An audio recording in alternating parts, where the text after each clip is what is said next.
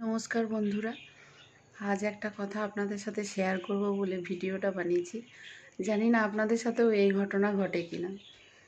দেখবেন প্রত্যেকটা দিন আপনি হয়তো বসে আছেন কিছু একটা কারণে, কারোর ফোনের জন্য ওয়েট করছেন, বা কোনো কেউ আসবে সেই জন্য ওয়েট করছেন, বা কোনো একটা উম, দরকারে কেউ হয়তো আপনার ডাকতে পারে, সেই জন্য কিছু কাজ না করে হয়তো আপনি ওয়েট করছেন।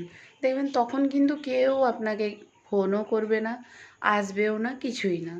ঠিক আপনি একটা কাজে হাত দেবেন, ঠিক কাজ করবেন, হয়তো জলের কাজ করছেন, বা আটা মাখাচ্ছেন, বা বেসন গুলছেন, বা দুহাতে কোনো কাজ করছেন, কিছু সবজি কাটছেন, ঠিক সেই সময় দেখবেন আপনার ফোনটা বেজে উঠবে। মানে ধরতে ধরতেও হবে, আর ধরারও অসুবিধে থাকবে, এইরকম একটা মুমেন্ট।